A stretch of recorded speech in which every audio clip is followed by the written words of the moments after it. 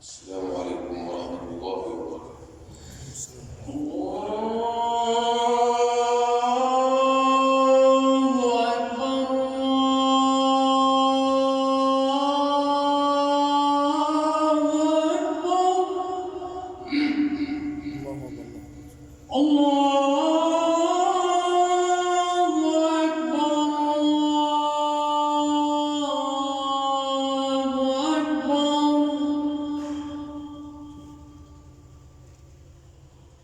أشهد أن لا إله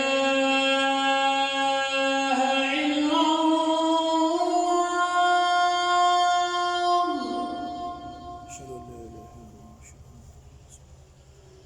أشهد أن لا إله إلا الله.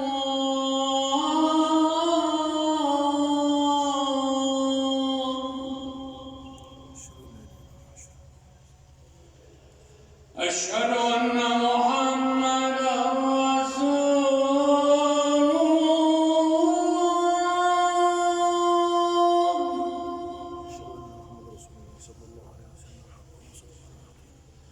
أشهد أن محمدا رسول الله.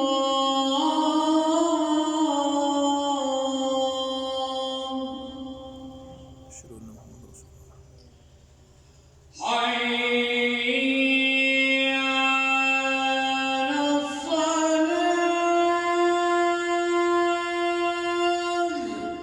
ما شاء الله لا قوة إلا بالله. حي على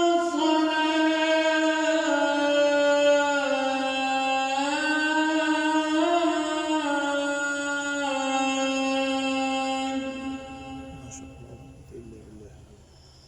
حي على الفلاح.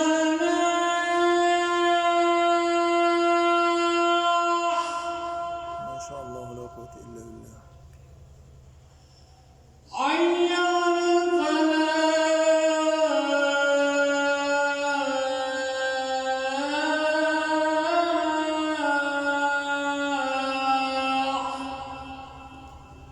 ما شاء الله لا قوة إلا بالله. الله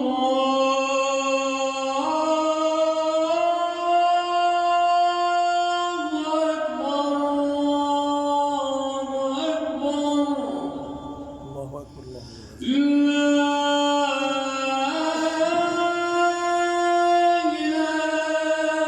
إلا الله. لا إله إلا الله وحده لا شريك له الملك وله الحمد وله كل شيء.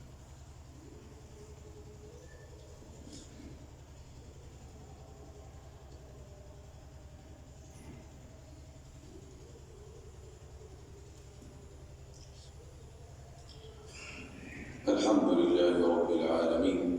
الحمد لله والشكر لله. الحمد لله المتفرد بالبقاء والجلال والكمال والعظمة. الحمد لله الذي علم أن خلقه عاجزون عن حمده فتفضل عليهم وعلمهم كيف يحمدونه، فقال: الحمد لله رب العالمين. فاللهم لك الحمد حمدا كثيرا طيبا مباركا فيه، ملء السماوات وملء الأرض وملء ما شئت من شيء بعد. وأشهد أن لا إله إلا الله وحده لا شريك له، تقدس عن الشريك ذاته، وتنزهت عن مشابهة الأغيار صفاته. بالبر معروف وبالإحسان موصوف، معروف بلا غاية، موصوف بلا نهاية. أصبحت ضيف الله في دار الرضا، وعلى الكريم كرامة الضيفان. تعفو الملوك عن النزيل بساحهم، كيف النزيل بساحة الرحمن؟ يا من إذا وقف المسيء ببابه ستر القبيح وجاد بالإحسان.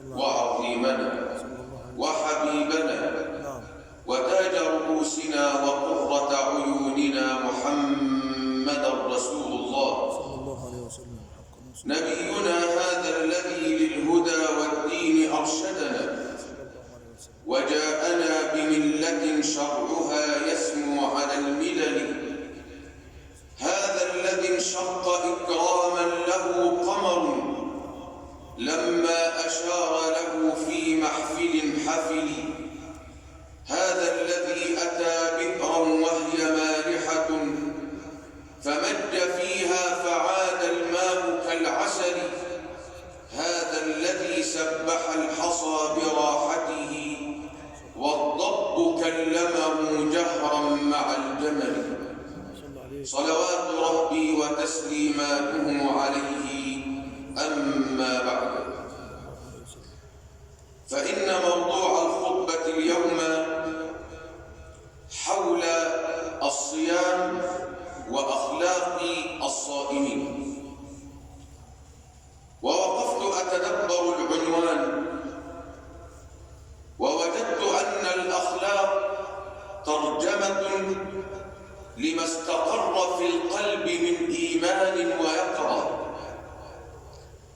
فالإنسان لن يكون صاحب خلق وعبادة إلا إذا كان قلبه يقظا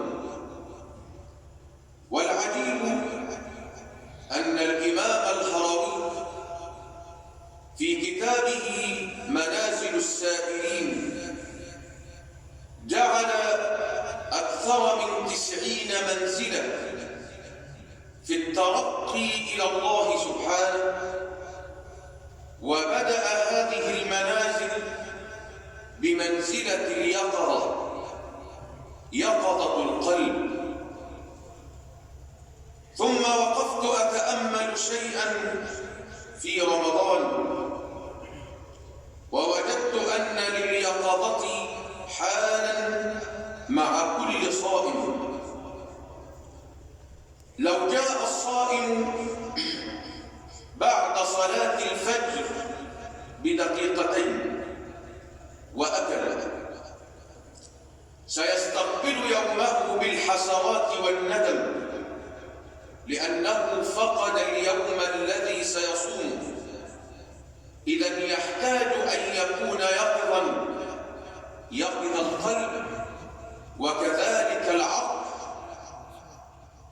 وأيضا لو وقف الإنسان عند غروب الشمس ولم يتحرى غروبها وأكل قبل الغروب بدقيقتين أو 3 ضاع يومه إذن كل حال لنا نحتاج فيه أن نكون أهل يقظة خاصة في الوقت عمر وهذا الذي بينه الرسول صلى الله عليه وسلم فقال لن تزول قدم عبد يوم القيامة حتى يسأل عن 4 ستجد سؤالين في الوقت عن شبابه فيما أبلاه وعن عمره فيما أفناه ولقد أحسن أمير الشعراء حيث قال دقات قلب المرء قائلة له إن الحياة دقائق وثواني فارفع لنفسك بعد موتك ذكرها فالذكر للإنسان عمر ثاني واصبر على نعم الحياة وبؤسها نعم الحياة وبؤسها سيان كل دقة من دقات قلبك تخبرك أنك قد انتهى بعضك فاستعد لأن عمرك قد اقترب ومن هنا نحتاج دائما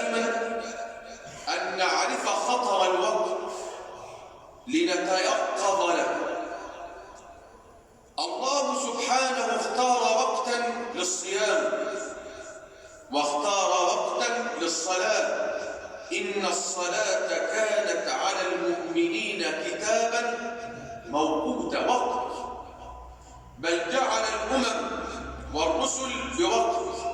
وإذا الرسل أقتت، كلمة الوقت والجذر اللغوي للكلمة وقتا.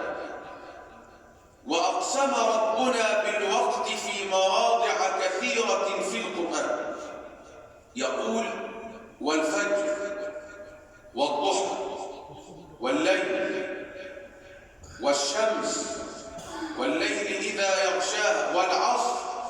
كل هذا ليبين قضية الوقت. ومن هنا نبدأ. يقظة القلب سنقف معها في 3 نقاط.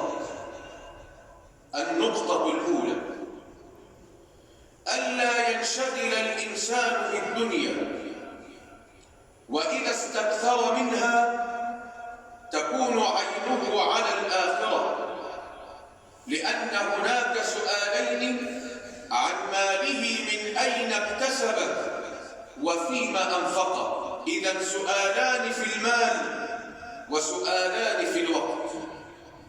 وبين ربنا حقيقة الدنيا فقال: اعلموا.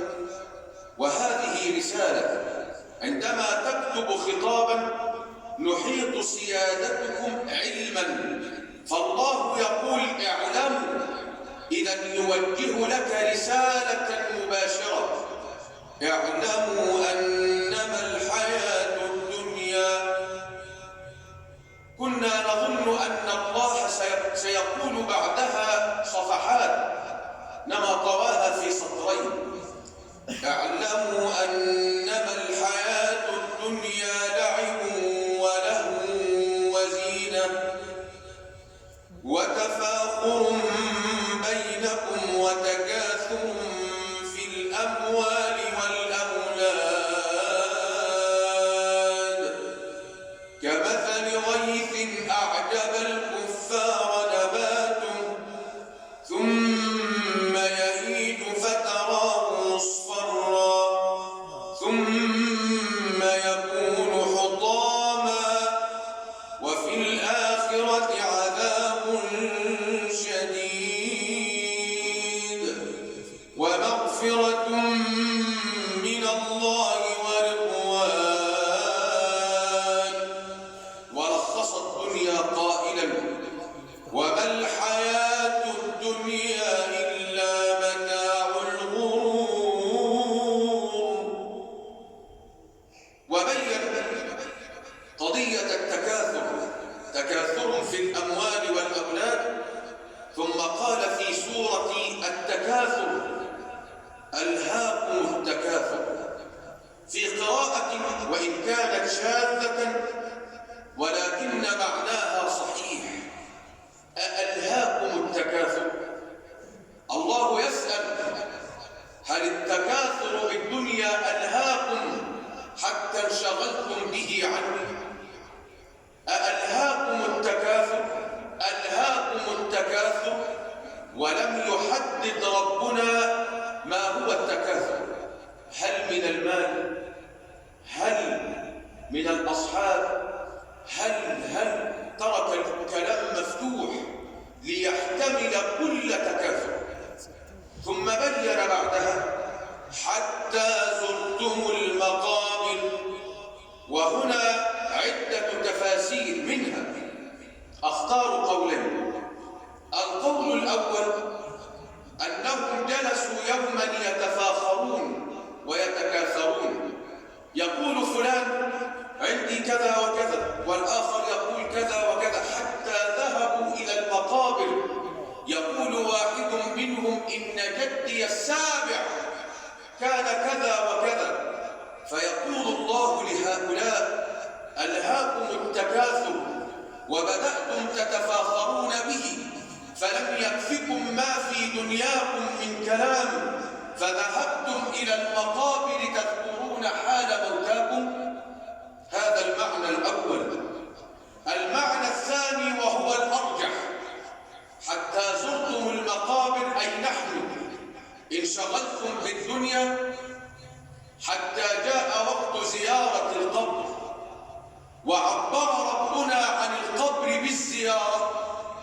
أن إقامتنا هناك محددة مؤقتة، وبعدها سنخرج للحساب والعرض على الله. فلا تنشغل بالدنيا، واعلم أن الوقت الذي يمر هو محل العبادة، وحياته كالصبر. لو عاش الإنسان عابدا وجاء قبل موته بيوم وفسد عمله وساء خلقه وعصى ربه وختم له بذلك، ضاع كل ما سبق. وكذلك الصيام والصلاة، لو بقيت طول الصلاة متوضئا وجئت في التشهد الأخير وخرج منك ريح، فسد وضوءك وضاعت صلاتك. وكذلك صومك، إذا أمسكت من طلوع الفجر إلى قبيل المغرب وأكلت شيئا عامدا أو جئت بمبطل من مبطلات الصيام، ضاع تعبك وكذلك عملك. وهذا الذي حذر النبي منه.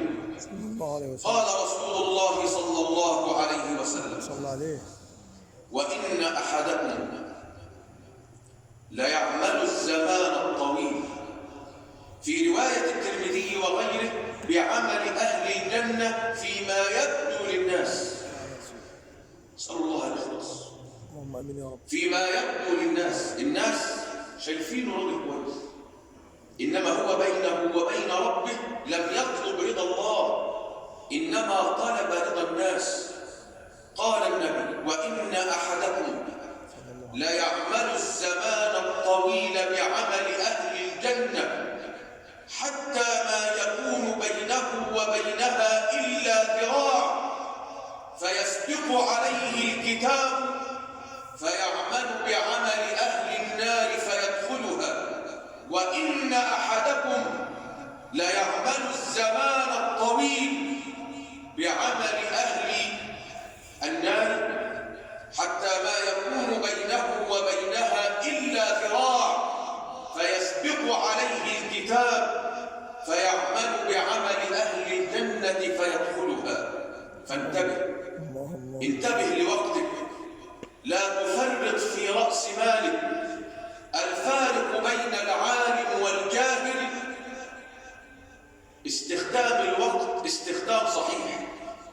الفارق بين التاجر الناجح والتاجر الفاشل الوقت واستخدامه استخداما صحيحا. الفارق بين العابد والعاصي استخدام الوقت استخداما صحيحا. وهذه النقطة الثانية، الوقت تكلم ربنا عنه في القرآن في 3 مشاهد قبل غروب شمس حياة الإنسان. إذا كان الصيام يربي فيك اليقظة، فكذلك هذه الآيات يجب أن تربي فيك اليقظة لعمرك. فاسمع هذا جيدا، والله ما في حرف في القرآن إلا ووضع كما قال الله: أحكمت آياته ثم فصلت من لدن حكيم خبير. سبحان الله. فاسمعوا كلام الحكيم الخبير بقلوبكم قبل آذانكم. 3 مشاهد. المشهد الأول: حتى إذا جاء أحدهم الموت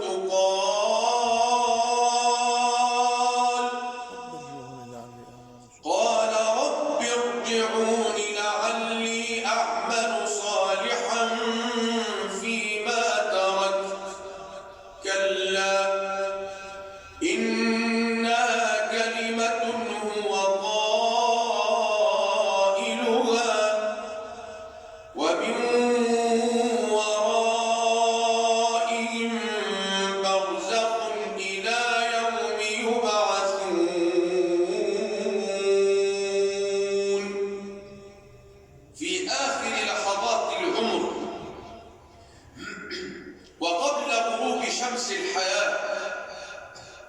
يقص علينا ربنا هذا المشهد حتى إذا جاء أحدهم الموت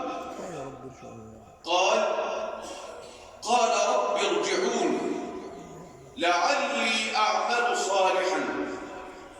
يتمنى أن يرجع، يتمنى وقتا ولو قليلا ليعمل صالحا. رب ارجعون لعلي أعمل صالحا فيما تركت.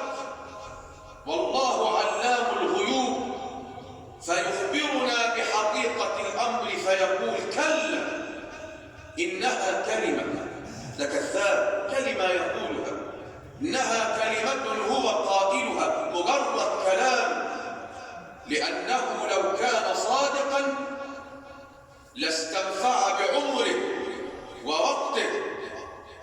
كلا إنها كلمة هو قائلها ومن ورائهم برزخ إلى يوم يبعثون. هذا هو المشهد الأول. المشهد الثاني، المشهد الثاني أيضا يقول الله يا أيها الذين آمنوا لا تلهكم أموالكم ولا أولادكم عن ذكر الله ومن يفعل ذلك فأولئك هم الخاسرون.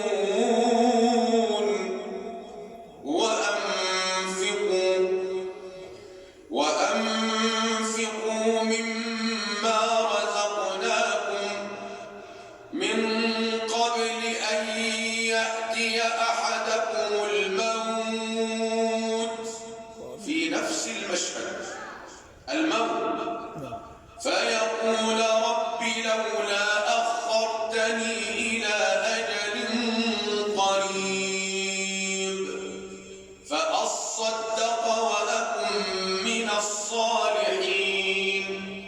يطلب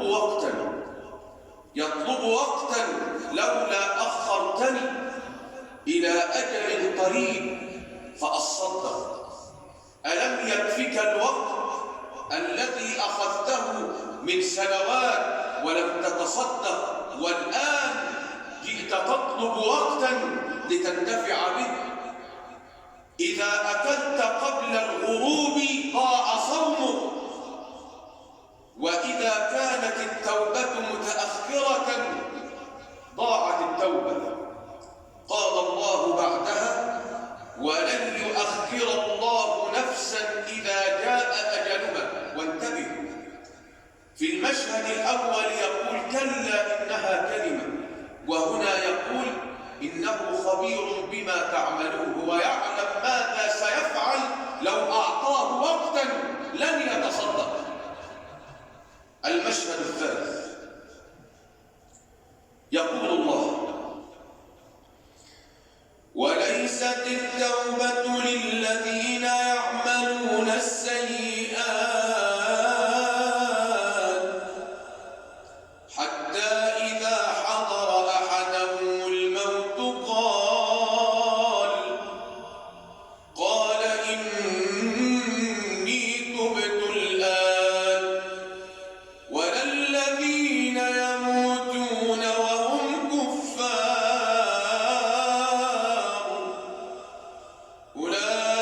أولئك أعتدنا لهم عذابا أليما.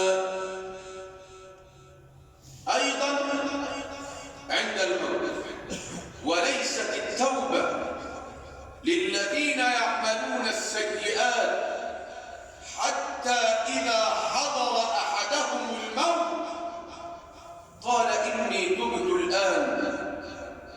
والسؤال الذي أطرحه على نفسي وعلى حضراتكم، وأسأل الله ألا نكون في هذا الحال أبدا. اللهم آمين يا رب.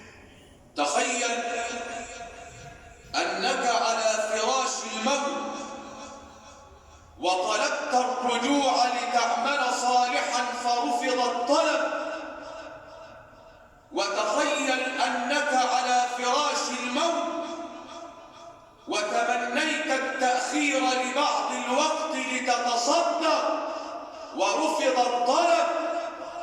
وتخيل أنك طلبت التوبة والوقت فرفض الطلب، ماذا ستكون حال الإنسان إذا رفضت الثلاثة؟ لا رجعة لعمل صالح ولا لصدقة ولا لتوبة. خطر يجب أن نتنبه له. عمرك هو رأس مالك، رأس مالك الحقيقي الوقت الذي جعله الله محل عبادته. فالصلاة في وقت، والحج في وقت، والصوم في وقت، والدنيا كلها وقت. أحسن فيه من أحسن وأساء فيه من أساء. واسمع نصيحة مدرب بعد أن جاوز 60 من عمره، قص علينا خبرته فقال: إذا عاش الفتى 60 عاما فنصف العمر تمحقه الليالي، ونصف النصف يذهب ليس يدري، لغفلته يمينا من شمال، وثلث النصف آمال وحرص وهم بالمكاسب والعيال، وباقي العمر أسقام وشيب، وهم بارتحال وانتقال، فحب المرء طول العمر جهل، وقسمته على هذا المثال. إذا عاش الفتى 60 عاما، تعالوا نحسبها بالبلد كده، فنصف العمر تمحقه الليالي، نص عمرك 30 سنة رايح في الليل، ونصف النصف 15 سنة يذهب ليس يدري، طفل صغير مش عارف حاجة، لغفلته يمينا من شمال، وثلث النصف 10 أعوام، آمال وحرص وهم بالمكاسب والعيال، 15 و30 45 و10 كام؟ ما عادش حاجة بقى. إذن الوقت الذي تدخل به الجنة 5 من 60. انتبه لها بقى، انتبه.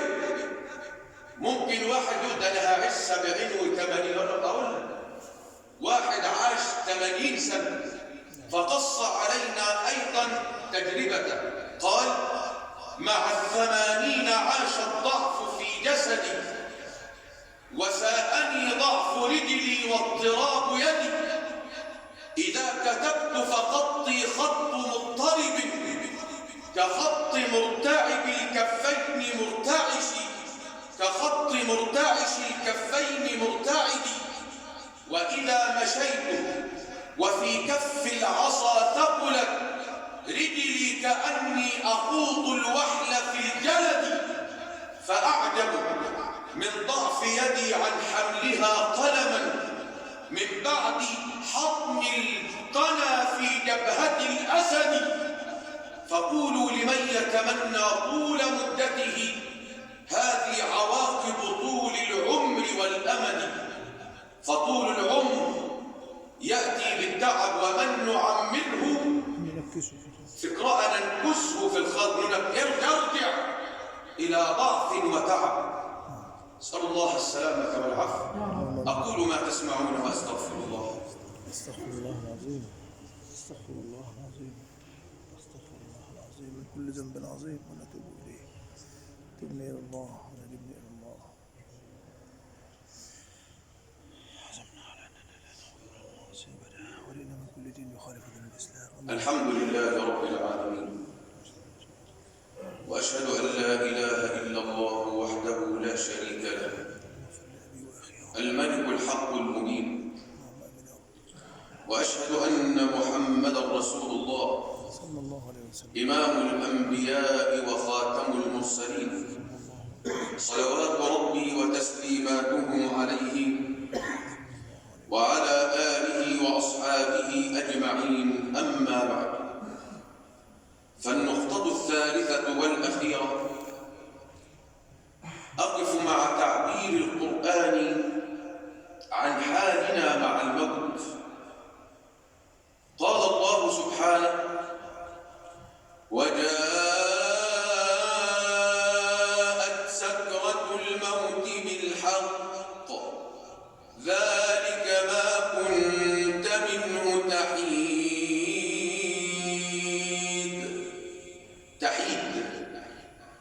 وقال: قل إن الموت الذي تفرون منه فإنه ملاقيكم. وقال: قل لن ينفعكم الفرار إن فررتم من الموت أو القتل. استخدم القرآن تعبيرين اثنين: كلمة تحيد وكلمة الفرار. وتحيد يعني تهرب من الموت إذا جاءك الجوع بالطعام، وإذا جاءك العطش بالشراب، وإذا جاءك المرض بالاستشفاء والدواء. ولكن إذا جاءت سكرات الموت انتهت الأمور. وجاءت سكرة الموت لا طعام ينفع ولا مال يرضي ولا دواء يغني، انتهت المسألة. أيضا قل إن الموت الذي تفرون منه. وقال في موضع آخر: قل لن ينفعكم الفرار. فلو هربت، لو واحد بيجري من حاجة قدام منه، المفروض يلاقيه ايه؟ ورا منه. قل إن الموت الذي تجري قدام تفرون منه لم يقل فإنه ملاحقكم، إنما قال فإنه ملاقيكم، مع إن ترتيب الجمل عقليا يمشي بهذا: الذي تفرون منه فإنه ملاحقكم. ولكن الله يحيط بكل شيء ويتحكم في كل شيء، فيقول فإنه هو في وجه أنت تجري إليه، فانتبه. ولذلك قال الله لما قال بعض الناس: لم كتبت علينا القتال لولا أخرتنا إلى أجل قريب؟ قال الله: قل متاع الدنيا قليل والآخرة خير لمن اتقى ولا تظلمون فتيلا. أينما تكونوا يدرككم الموت ولو كنتم في بروج مشيدة. كل الناس سواء كان في بيت، في قصر، في بروج، في أي مكان، يدرككم الموت. الوقت. كنت في فرنسا مرة، كنت جالس مع مجموعة من العلماء، وكان معنا أحد العلماء المغاربة قال كلمة لا أنساها أبدا. يقول: أنا كل يوم قبل ما أنام بقرأ تلت ساعة في حاجة معينة، يعني جايب كتاب كده جنب منه، قبل ما يجي ينام يفتح الكتاب. يقول: على مدار 10 أعوام أنهيت مجموعات كاملة في هذا الوقت فقط، يعني تلت ساعة قبل النوم قرأ فيها مجلدات. استغل وقته استغلالا صحيحا. إذن الوقت كم من الساعات نضيعها مع التليفون أو ما شابه ذلك. انتبه لرأس عمرك، املأ حياتك ذكرا لله. الله أكبر. يقول رسول الله صلى الله عليه وسلم: صلى الله وسلم وبارك عليه: يتمنى أهل المقابر لو أنهم عادوا إلى الدنيا لأداء ركعتين اثنتين يحقرهما الإنسان من صلاته. يعني ركعتين خفاف كده، الواحد يقول ده ركعتين سهلين خفاف، أهم دول. يتمنى أهل المقابر أن لو لو عادوا لأداء هاتين الركعتين لأنهما في الميزان عند الله أفضل من الدنيا وما فيها. الله أكبر. كل ما تيجي بقى تتسحر أو تفطر تذكر موضوع الوقت وافتكر آخر حياتك اليقظة. لو أنت كلت بعد الفجر بدقيقتين ضاع صومه، ولو أكلت قبل المغرب بدقيقتين ضاع صومه، وكذلك أجله عمره. انتبه، اسأل الله أن يبارك لكم في أعمالكم وفي أوقاتكم، وأن تكون حياتكم على ما يحبه الله ويرضاه. اللهم إنا نسألك علما نافعا ورزقا واسعا ودينا قيما وعملا متقبلا. اللهم اشف مرضانا وارحم موتانا وأهلك أعداءنا ولا تخيب بفضلك رجاءنا. اللهم احفظ مصر من كل سوء ومكروه. اللهم من أراد بمصر خيرا فوفقه إلى كل خير، ومن أراد بمصر سوءا فأهلكه يا رب العالمين. اللهم وفق ولاة أمورنا إلى ما فيه خير البلاد وصلاح العباد، وارزقهم البطانة الصالحة يا رب العالمين. اللهم ارفع عن مصر الوباء والغلاء، واجعل البركة في كل شبر من أراضيها، وصب علينا الخير صبا، ولا تجعل حياتنا كدا، ولا تحرج أبا أمام أولاده يا رب العالمين. اللهم إنا فقراء وأنت الغني فأغننا، ونحن الضعفاء وأنت القوي فقونا. اللهم إنا نسألك الستر في الدنيا وفي الآخرة، ونسألك السلامة في ديننا ودنيانا وأخرانا. عباد الله، إن الله يأمر بالعدل والإحسان وإيتاء ذي القربى، وينهى عن الفحشاء والمنكر والبغي، يعظكم لعلكم تذكرون.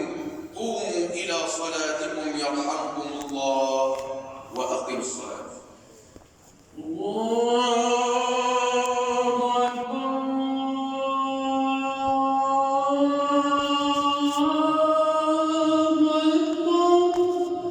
أشهد أن لا إله إلا الله،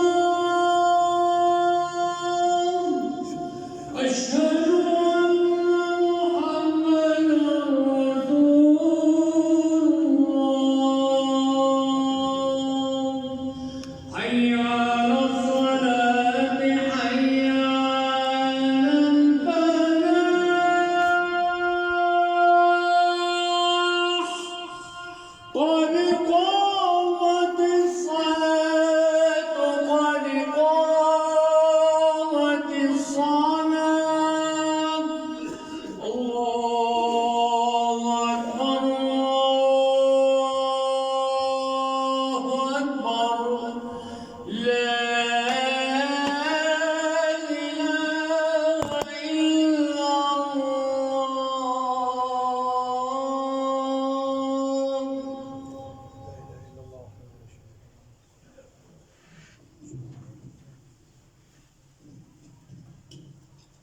استووا استووا. الله أكبر.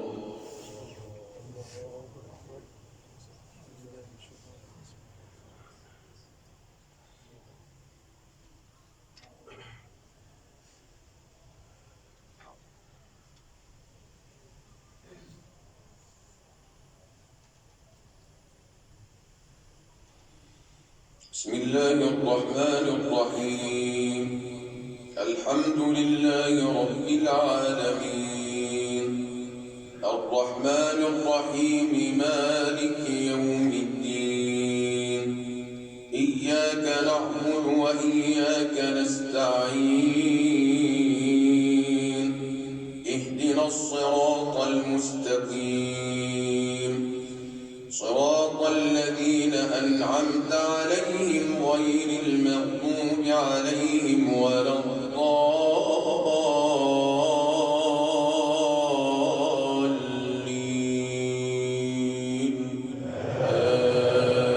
آمين.